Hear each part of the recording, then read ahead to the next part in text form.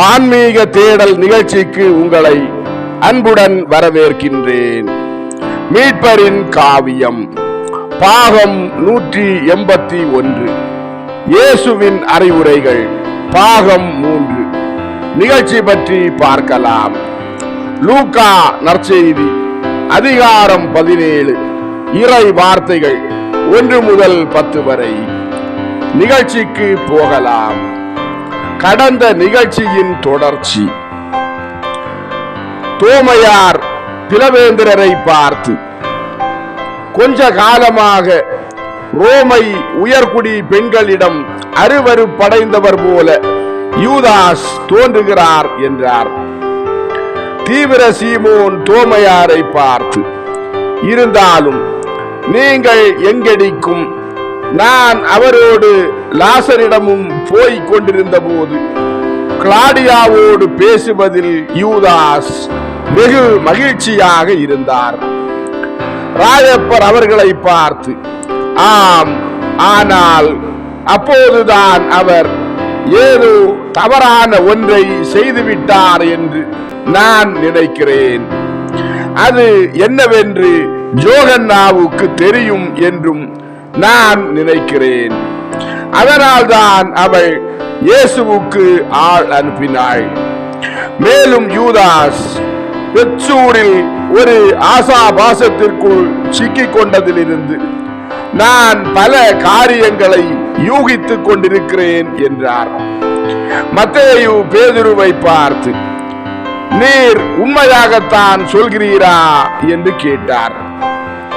ராயப்பர் மத்தேயுவை பார்த்து, எனக்கு தெரியவில்லை, அபிப்பிராயங்கள் பார்க்கலாம் என்றார். பிலவேந்திரர் கெஞ்சும் விதமாக, ஓ, நாங்கள் தீய காரியங்களை யோசிக்க விடாதீர், குரு இதை அங்கீகரிக்க மாட்டார். மேலும் யூதாஸ் தவறு செய்தார் என்பதற்கு நம்மிடம் எந்த ஒரு சாட்சியமும் இல்லை என்றார். ராயப்பர் பிலவேந்திரரை பார்த்து, நம் குருவுக்கு துயரம் தருவதில், அவரிடம் மரியாதை குறைவாக நடந்து கொள்வதில், பகை உணர்ச்சிகளை உண்டாக்குவதில் யூதாஸ் சரியாகத்தான் செயல்படுகிறார் என்று நீ சொல்ல மாட்டாய் அல்லவா என்றார். தீவிர சீமோன் பேதுருவை பார்த்து, நல்லவராயிரும் சீமோன், யூதாசுக்கு ஏதோ பைத்தியம் என்று என்னால் உமக்கு நிச்சயமாக கூற முடியும் என்றார். ராயப்பர் தீவிர சீமோனை பார்த்து, நல்லது, ஒருவேளை அவர் இப்படி இருக்கலாம். ஆனாலும் அவர் நம் ஆண்டவரின் கருணைக்கு எதிராக பாவம் செய்கிறார்.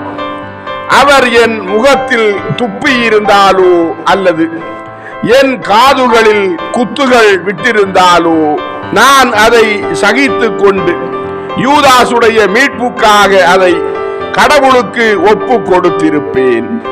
அதற்காக எல்லா விதமான பரித்தியாகத்தையும் செய்வது என்று நான் தீர்மானித்திருக்கிறேன்.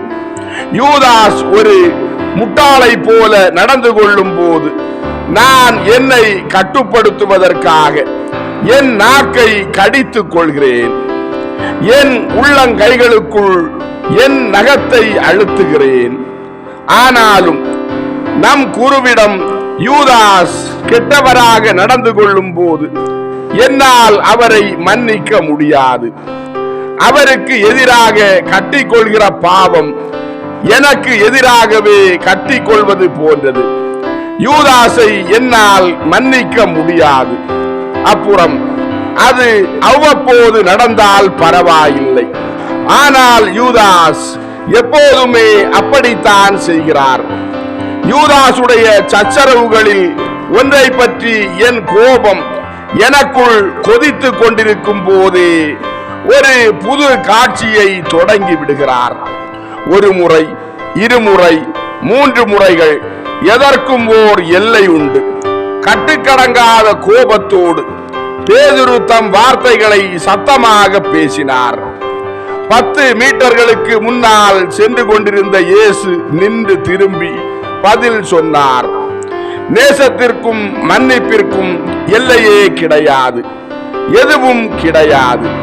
கடவுளிலும் சரி, அவருடைய உண்மையான குழந்தைகளிலும் சரி, உயிர் இருக்கும் வரை அவற்றிற்கு தடையே கிடையாது. மன்னிப்பும் அன்பும் இறங்கி வருவதை தடை செய்கிற ஒரே காரியம் அந்த பாவி மனஸ்தாபப்பட மறுப்பதுதான். ஆனாலும் அவன் மனம் திரும்பினால் அவன் எப்போதுமே மன்னிக்கப்படுகிறான்.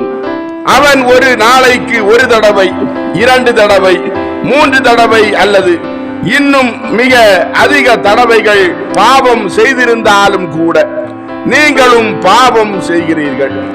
கடவுளால் மன்னிக்கப்பட வேண்டும் என எதிர்பார்க்கிறீர்கள்.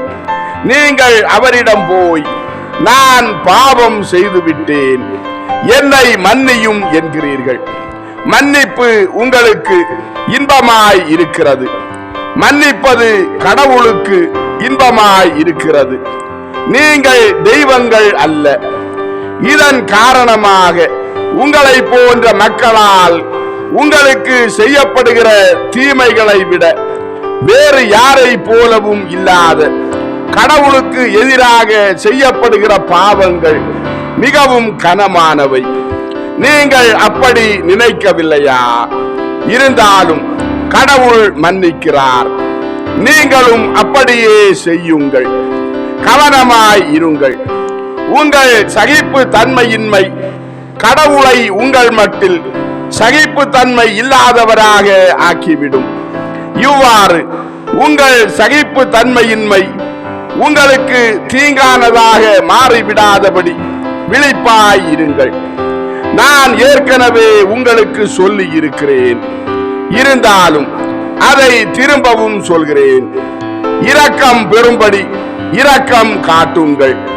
ஒரு பாவியிடம் இரக்கமற்றவனாக இருக்கும் அளவுக்கு பாவமற்றவன் யாரும் இல்லை. மற்ற மனிதர்களின் இருதயங்களை அழுத்தி கொண்டிருக்கிற பாரங்களை பற்றி சிந்திப்பதற்கு முன் உங்கள் சொந்த சுமைகளை கண்ணோக்குங்கள். உங்கள் சுமைகளை உங்கள் ஆத்துமங்களிலிருந்து எடுத்து போட்டுவிட்டு அதன் பின் தீர்ப்பிடுகிற கடுமையை காட்டும்படியாக அல்லாமல் தீமையிலிருந்து விடுவிக்கப்பட கற்றுக் கொடுப்பதும் உதவுவதுமான நேசத்தை காட்டும்படியாக மற்றவர்களை நோக்கி திரும்புங்கள்.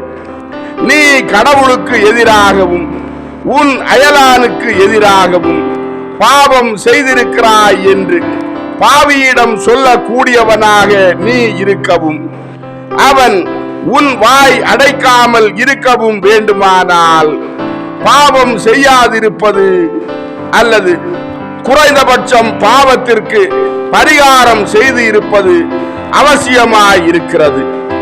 பாவம் செய்ததால் மன சோர்வடைந்திருக்கிறவர்களிடம் மனம் திரும்புகிறவர்களை கடவுள் மன்னிக்கிறார் என்ற விசுவாசத்தை கொண்டிருங்கள் என்று நீங்கள் சொல்லும்படியாக மன்னிப்பதில் நீங்கள் மிக அதிக இரக்கம் காண்பிக்க வேண்டும். அதன்பின் பார்த்தாயா, மனம் திரும்பிய பாவியே, நான் உன் பாவங்களை 7 முறை மன்னிக்கிறேன். ஏனென்றால் மனிதர்கள் தங்கள் பாவங்களுக்காக எத்தனை முறை மனஸ்தாபப்படுகிறார்களோ அத்தனை முறையும் அவர்களை மன்னிக்கிறவருடைய ஊழியனாக நான் இருக்கிறேன். எனவே உத்தமமானவர் எப்படி மன்னிக்கிறார் என்பதை தியானி.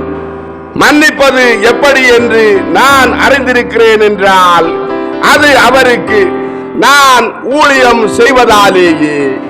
விசுவாசமாயிரு என்று சொல்ல உங்களால் முடியும். அப்படி சொல்ல உங்கள் வார்த்தைகளால் மட்டுமல்லாமல் உங்கள் செயல்களை கொண்டு அப்படி செய்ய உங்களால் முடிய வேண்டும். மன்னித்தபடி நீங்கள் அப்படி சொல்ல வேண்டும். உன் சகோதரன் பாவம் செய்தால் நீ தயவோடு அவனை கடிந்து கொள். அவன் மனஸ்தாபப்பட்டால் அவனை மன்னிப்பாய். ஒரு நாளின் முடிவில் அவன் 7 தடவை பாவம் செய்திருந்து உன்னிடம் வந்து 7 தடவைகள் நான் மனஸ்தாபப்படுகிறேன் என்று சொன்னால் 7 தடவைகள் அவனை மன்னிப்பாயாக. உங்களுக்கு புரிந்ததா? அப்படி செய்வதாக நீங்கள் எனக்கு வாக்களிப்பீர்களா?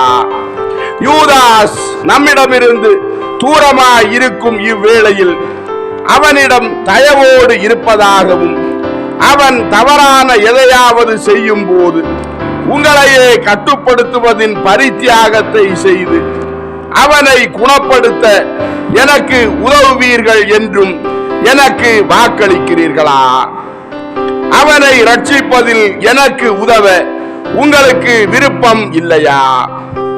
அவன் ஒரே பிதாவிடமிருந்து வருவதால், ஆத்துமத்திலும் ஒரே இனத்தாரிடமிருந்து வருவதால், அந்த இனத்தின்படியும் உங்களை போன்ற அப்போஸ்தலனாக இருப்பதால், தன்னிடம் ஒப்படைக்கப்பட்ட அலுவலின்படியும் அவன் உங்கள் சகோதரனாக இருக்கிறான். ஆகவே நீங்கள் அவனை மும்மடங்கு நேசிக்க வேண்டும்.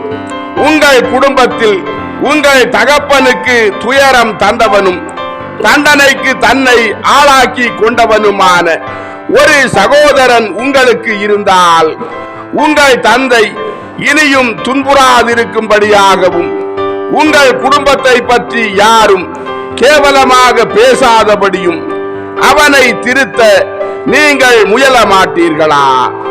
அப்படியானால் கடவுளை தன் தந்தையாகவும் என்னை தலைச்சன் மகனாகவும் கொண்டிருக்கிற உங்கள் குடும்பம் அதைவிட மேலானதும் பரிசுத்தமுமான குடும்பம் அல்லவா? அப்படியானால் பிதாவுக்கும் எனக்கும் ஆறுதல் தரவும் என்னை நம்புங்கள்.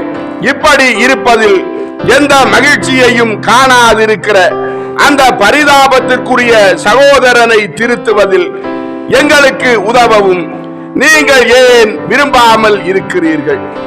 நான் ஒரு பெரிய பிச்சைக்காரனாக இருக்கிறேன். அனைத்திலும் அதிக மதிப்புள்ள பிச்சையை நான் உங்களிடம் கேட்கிறேன். எனக்கு ஆத்துமங்களை தரும்படி நான் உங்களிடம் கேட்கிறேன். நான் அவர்களை தேடி சுற்றி திரிகிறேன். ஆனால் நீங்கள் எனக்கு உதவ வேண்டும்.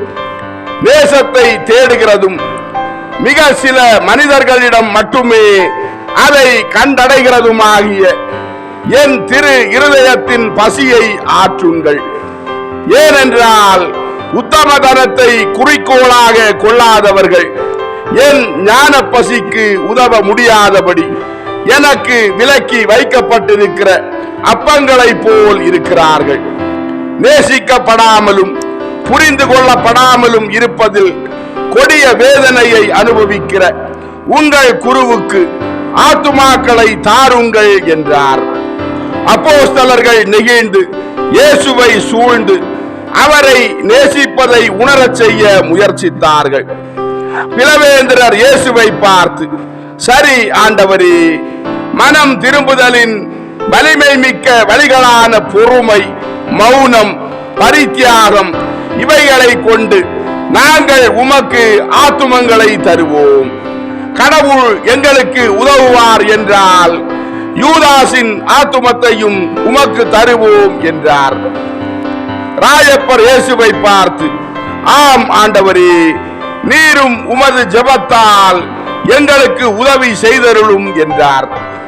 இயேசு அப்போஸ்தலர்களை பார்த்து, சரி நண்பர்களே, இதற்கிடையே நாம் சேர்ந்து தூரமாய் இருக்கிற உங்கள் தோழனுக்காக ஜெபிப்போமாக. பரலோகத்தில் இருக்கிற எங்கள் பிதாவே என்ற ஜெபத்தை சொன்னார்கள். அன்பார்ந்தவர்களே, ஆன்மீக தேடல் மீட்பரின் காவியம் பாகம் 181 இயேசுவின் அறிவுரைகள் பாகம் 3 நிகழ்ச்சி இதோடு நிறைவடைந்தது. அடுத்த நிகழ்ச்சியில் உங்களை சந்திக்கும் வரை உங்களிடமிருந்து விடைபெறும் உங்கள் ஜான் பிரிட்டோ. ஆன்மீக தேடல் தொடரும். நன்றி.